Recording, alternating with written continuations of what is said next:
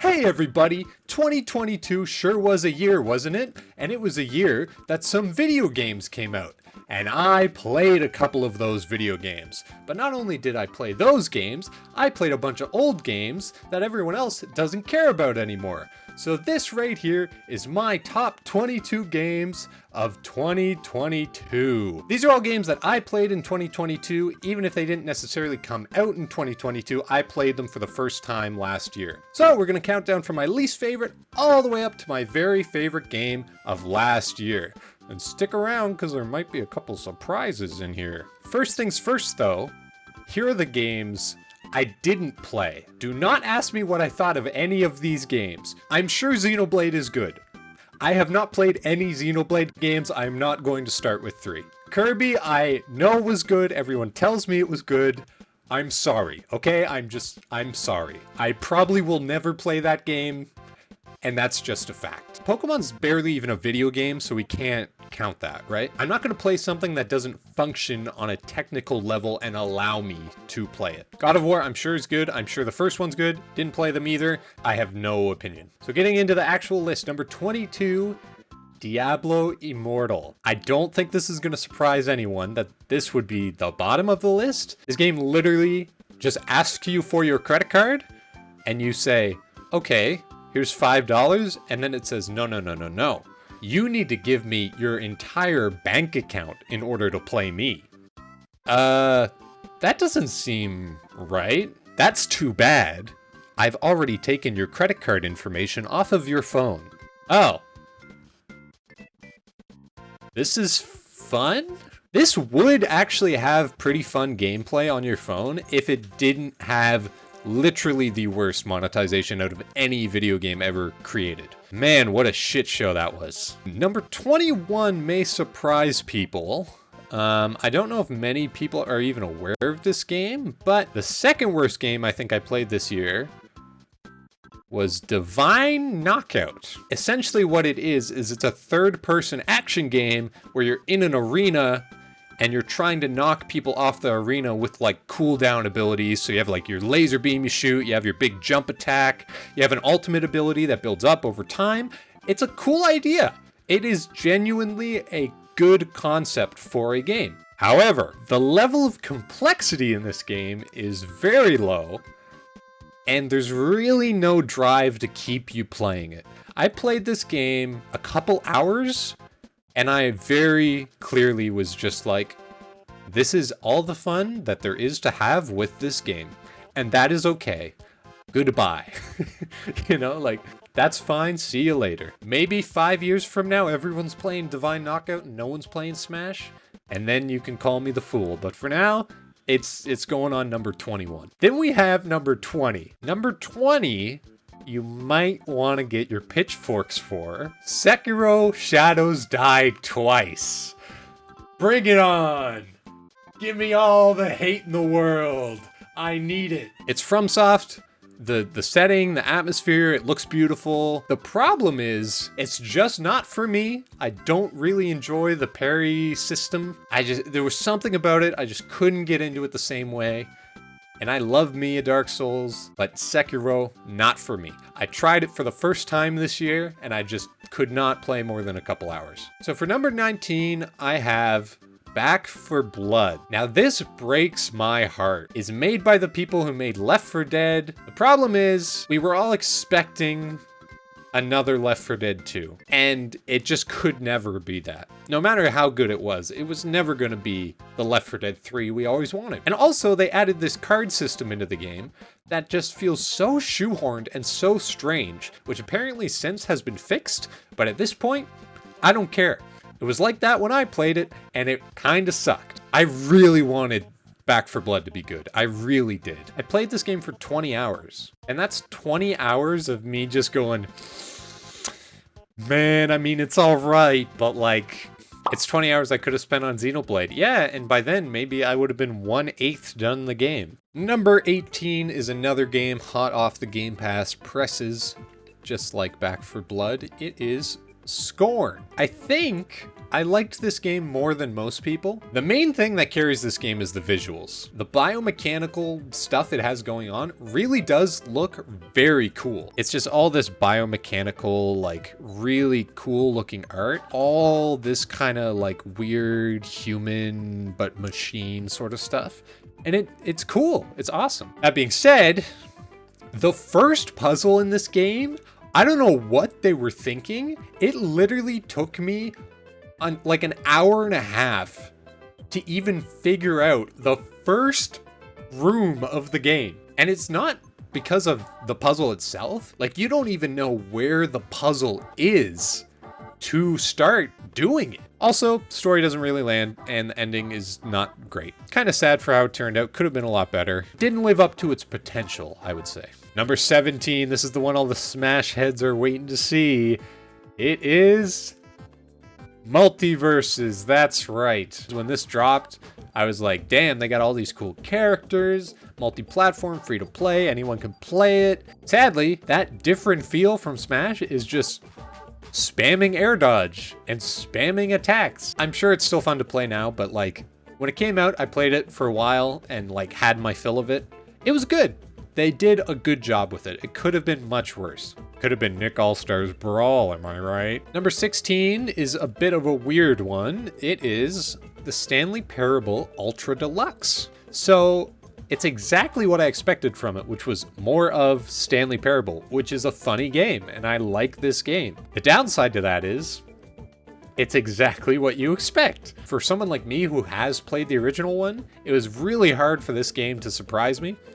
There definitely was a couple times that I was like, whoa, we're doing this? Like, most of it I have already experienced. If you haven't played it, consider checking it out if it goes on sale, because it's pretty funny. All right, number 15 is my first time playing this series, and I gotta say, it was pretty fun. Number 15 is Shin Megami Tensei 5. Never played one of these before. I've only played Persona 5, which is similar, but not the same. I know, I get it. I'm sorry for the comparison, but I can't help it. I did really like this game.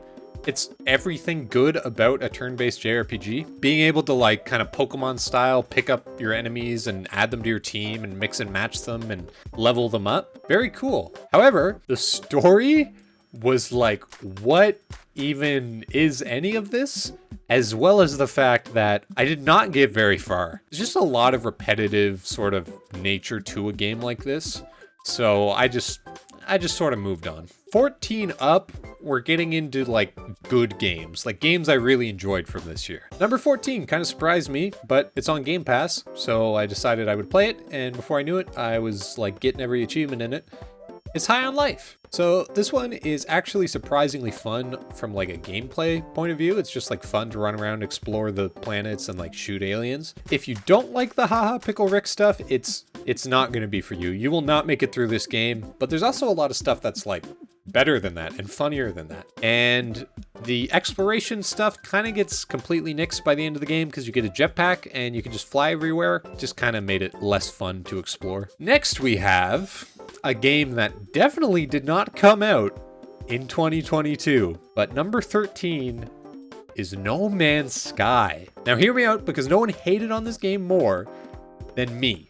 I heard all the stuff people were saying about this game when it launched, and I vowed I would never play No Man's Sky. However, a friend got me to try it this year.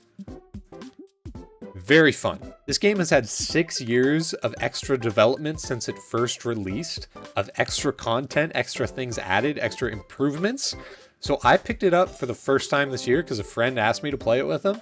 And man, it's like Minecraft level fun if you make a world with your friends and just like build a base and like upgrade your ships and whatever. Do whatever you want, build whatever you want, go wherever you want, do whatever. I was super shocked to find out No Man's Sky is actually a good game though. Number 12 is kind of a weird one. You can tell I played a lot of Game Pass this year though. Number 12 is Eiyuden Chronicles Rising. So this is a prequel game to the kickstarted Suikoden spiritual successor that is coming out next year. I know that's a lot to take in, but very, very nice art style, very good character designs. I actually have to show you one of maybe my favorite character designs of all time. He is a bounty hunter kangaroo with an eye patch and a buster sword. He has infinite room in his magical pouch. Tell me this doesn't bang. This is insane. The downside of this is it is a prequel game. I believe it was actually one of the bonus objectives of the Kickstarter campaign to release this game. All of that obviously means it's going to be short. So I 100%ed it in like 15 hours. A lot of the fetch quests, very repetitive sort of nature. That's fine. I'm not too mad about it because 100 Heroes is like the main thing they're making. If the quality of 100 Heroes is anything like Eiyuden Chronicles Rising, I will be very excited. Number 11 is Yu-Gi-Oh! Master Duel. Yu-Gi-Oh! Has a very special place in my heart. Obviously, I played it as a kid like most people, but I also got back into it about 10 years ago. But Master Duel actually got me to play it again. The game is polished, it sounds great, it looks great, it feels great. The only weird things with it is that it actually uses a different ban list than the trading card game does. It's a different format, which is kind of strange for something that's like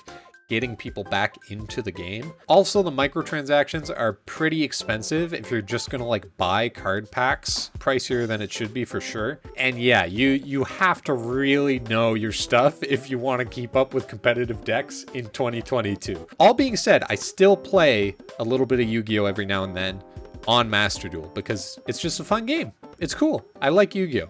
So sue me. Whatever. Number 10, we have Tunic. That's right. Everyone loves Tunic. The story is really good. They execute it in such a perfect way with like the manual that you're finding the pages for. There's no actual in-game text for pretty much anything. I don't know how they managed to make a game that's like a Zelda and Souls-like mixed together. That should never work, but for some reason it just does, and it looks beautiful while it does it. Sad part is I felt really, really dumb by the time I was done with this game because I looked online and I realized, oh, there's all this extra stuff to find that I didn't even have any idea about. Like the fairies? Never saw one of those. Some of the collectibles are pretty far out there, so I'll just have my time with it and that's it. I'm done. Number 9, slightly late to the boat on this one, but not super late. Halo Infinite. I'm specifically talking about the campaign. I do also play the multiplayer occasionally. It's pretty fun. But talking specifically about the campaign, I think I enjoyed it more than most people. The gunplay is like chunky, feels good to shoot the bad guys and do the stuff. And also the grappling hook, just, that's the whole game. Downside is, really didn't need the open world. Going to free camps of Marines and save them from attacks and whatever, but it doesn't really actually do anything. Seriously though, it's carried by the grappling hook. Number 8, we have a more recent game. He's back and he's more fun than ever. Maybe, depending on who you ask, it's Sonic Frontiers. There's a lot of fun to be had here. The objectives in the open world aren't always the greatest, but it's one of those things where it's just fun to move around, right? So it doesn't really matter what you're doing as long as you have rails to grind and platforms to jump on, whatever. And then the cyberspace levels obviously give you that more like speed focused, like early 3D Sonic sort of feel to them. Also, the music in cyberspace is crazy. It's so good, as well as the music in the boss fights. For the bad though, the third world is annoying. It just sucks. Why am I in a big 3D open world if you're going to lock me into 2D every 3 steps around a corner I take? Doesn't make sense. Final boss is trash. Super unpolished, half-baked mechanics. You give these guys an actual budget to make a good game. Give the studio the money they need to treat Sonic like a AAA franchise for once. Frontiers 2 could go crazy. It's a lot of negatives for number 8. It is. However, it's really fun to run around. Number 7 is Mass Effect Legendary Edition. I only played the first game. I don't know how it made me care so much about the different factions of aliens and all the politics between the different races. I was like really invested in it, which was kind of shocking to me. And it felt really straight to the point. The story was like bang, bang, bang, go here, here's what's happening, on to the next one. Loved it. Perfect. Where it doesn't shine, though, is in the side missions. So the side quest menu is like kind of hard to navigate and like keep track of. It doesn't directly tell you like which ones are important and which ones aren't. So if you're anything like me, you just end up doing them all. And that kind of sucks because some of them are really bad.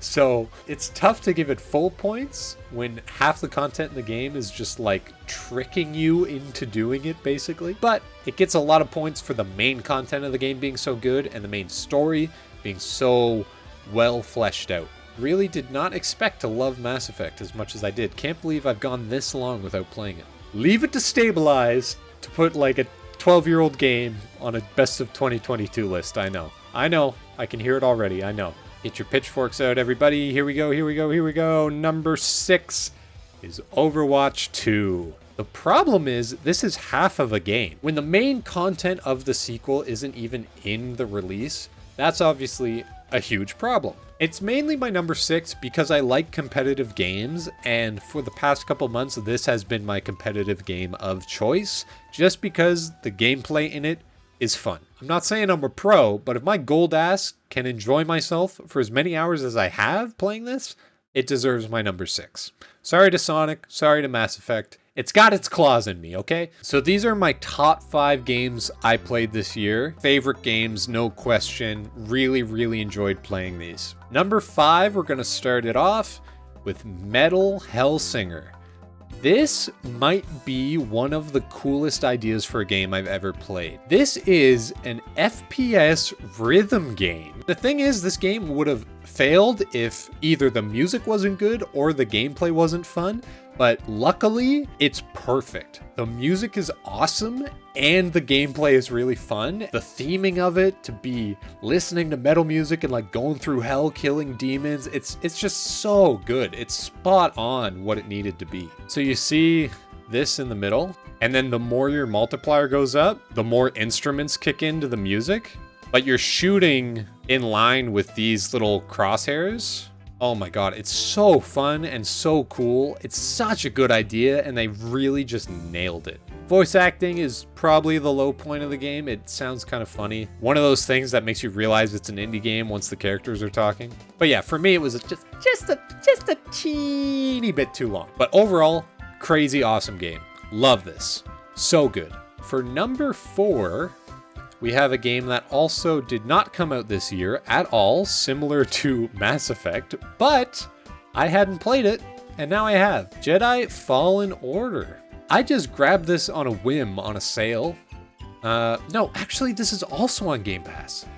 God, all these games are Game Pass games. Game Pass fucking rocks, dude. This quickly became best Game Pass games of 2022. Yes, that's essentially what has happened.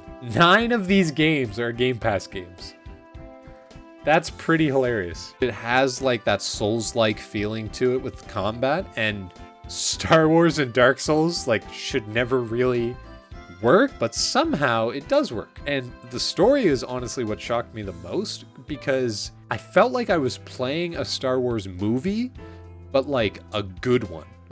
You know, which we haven't gotten in a while. You have to go back to previous areas once you get more traversal abilities. There's a lot of that in this game, like way too much if you ask me. And that only gets compounded by the fact there's no fast travel. So anytime you do have to go back to an area, you just have to walk the whole way. But yeah, as someone who's not even like a Star Wars guy, great game. Number three, it's the moment we've all been waiting for. We're on to the top 3. My third favorite game of 2022 is Pokemon Legends Arceus.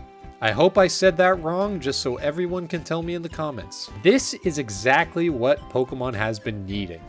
It was the first Pokemon game I have played since Omega Ruby Alpha Sapphire. And if that doesn't tell you how much this game grabbed me, it should. It's unreal how this game felt to play for the first time. Couldn't believe it. Felt like a little kid again. It just has so many cool ideas, and it's like the complete antithesis of every mainline Pokemon game, where they tried so many different things and all of it just worked. Only problem is, by the end of the game, having to catch like 50 of everything does get a little tiring. They could have also done more with the open concept. It's like open zones instead of an open world. So close to having that open world. that we really, really wanted. It's also weird to me to say this game came out in 2022 because like I'm already nostalgic for it. Like this game is less than a year old and I'm like, ah, those were the days. Pokemon Legends, I remember them fondly. And for some reason, it feels so stuck in that time period. It feels like a 5-year-old game already. Moving on to number 2, second best of the year, has to go to Inscryption.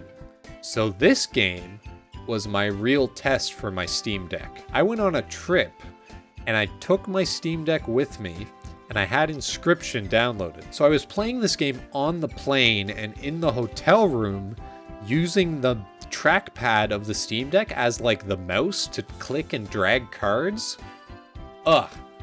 Worked flawlessly. And on top of that, the game itself is really good. The card game itself has a lot of like depth and strategy to it. This game really surprised me with how deep the mechanics of the card game itself got. And then on top of that, this game is also so much more than a card game. It does so many things that you would never expect from it. By the end of it, you don't even know what you're playing anymore. For negatives for this one, the third section is a bit longer. It's also kind of the least interesting in my opinion. Honestly, the second section maybe could have been fleshed out more, and then the third section could have been cut down a bit. But yeah, that's literally my only complaint. Please play this game. It's so fun and so cool. Great for card gamers everywhere. If you can't tell by the fact I put Yu-Gi-Oh! On my best of 2022 list, I love me a good card game, and this is definitely it. Here we go, the moment you've all been waiting for, my top game of 2022. I know no one's gonna believe it. It's such a controversial opinion to say on the internet. My best game that came out last year and I played it, it's gotta be Elden Ring. I'm so sorry to all my Nintendo buddies in the chat, in the comments, who wanted me to pick something. I just can't. This game is unreal. It's unlike anything I've ever played before. You've heard it all, but I have to say it again. It's so good. You're open world, so much to do, so much to see, beautiful visuals. Every single corner of this game is filled with content. Somehow, because the world is massive, I don't know how they did it. It's just the best sense of exploring a world that you can find in a video game, in my opinion. I've never felt the way I felt when I played this game. No guides, no waypoints, just where do I want to go today? The question is, what's bad about Elden Ring? Well, I just couldn't put it down. That's the worst thing I can say about it, is it ruined my life. I literally could do nothing else but think about and play this game until I was done. I'm sure that my family probably misses me. I should check in on them. You know? So that's the list of every game I played in 2022. Some of these games I'm sure you love, some of them you probably hate. Let me know in the comments which game of yours you loved that I didn't play at all, and it was probably Xenoblade 3. So thanks so much for watching. Thanks to everyone in the Twitch chat who saw this video being made live, and I will see you in the next one. How was that? Did I nail it? Was that good? We'll see how it turns out. New thing I'm trying.